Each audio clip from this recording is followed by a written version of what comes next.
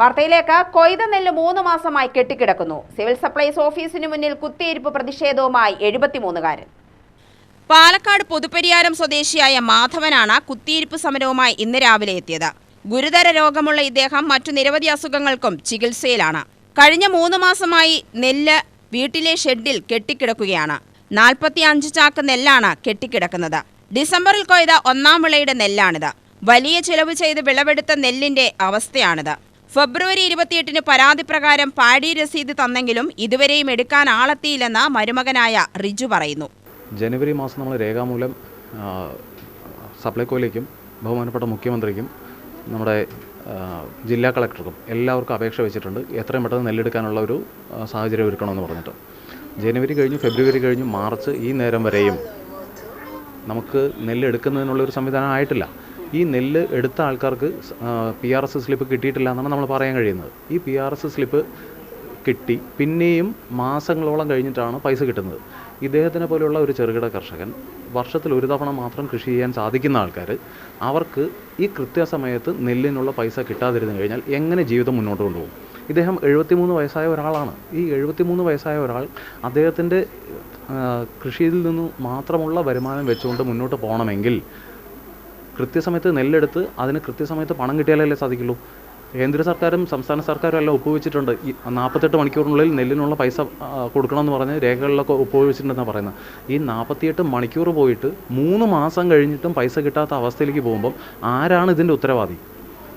അപ്പം ഇദ്ദേഹം ഇവിടെ നിന്ന് പറയുന്ന ഒരൊറ്റ കാര്യമാണ്, നെല്ല് 3 മാസമായിട്ടും എടുക്കാത്തത് എത്രയും പെട്ടെന്ന് നെല്ലെടുക്കാനുള്ളത്.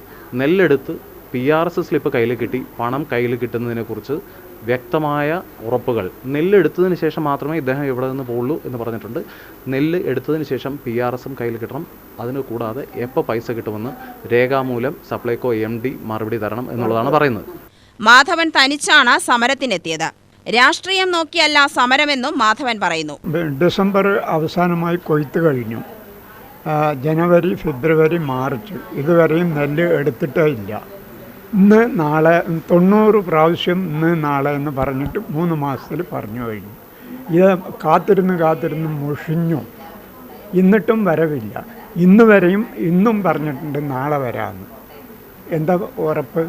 ഈ ഉറപ്പില്ലാത്ത, ഞാൻ ചെറുകിട കർഷകനാണ്, അതും പോരെങ്കിൽ ഒരു രോഗിയുമാണ്. ഈ കൃഷി കൊണ്ട് മാത്രമാണ് എൻ്റെ ജീവിതം. ഈ ഗവൺമെൻറ് ഇങ്ങനെ ചെയ്താൽ നമ്മളെങ്ങനെ ജീവിക്കും?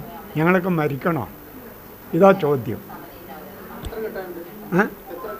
കിട്ടാൻ അത് 45 ചാക്ക് നെല്ല് അവിടെ ശരിയാക്കി വെച്ചിട്ടുണ്ട്. അത് കൊണ്ടുപോകുന്നേ ഇല്ല.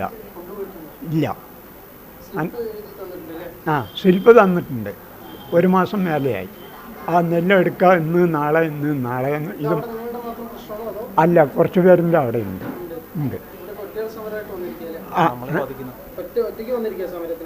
അതെ, ഒറ്റയ്ക്ക് വന്നിരിക്കുകയാണ്. ഞാനാണ് അവിടെ ഒരു ഇതിൻ്റെയൊക്കെ കർഷകൻ്റെ ഒരു ഇത്തിരി എന്തെങ്കിലുമൊക്കെ പരിചയത്തിൽ പറഞ്ഞു കൊടുക്കുന്നത് ഞാൻ തന്നെയാണ്.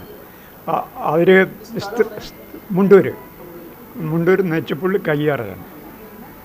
മനസ്സിലായില്ല? പുതുപ്പരിയാരം പഞ്ചായത്താണ്, 2ാം വാർഡാണ്. ഞാൻ പേര് മാധവ്.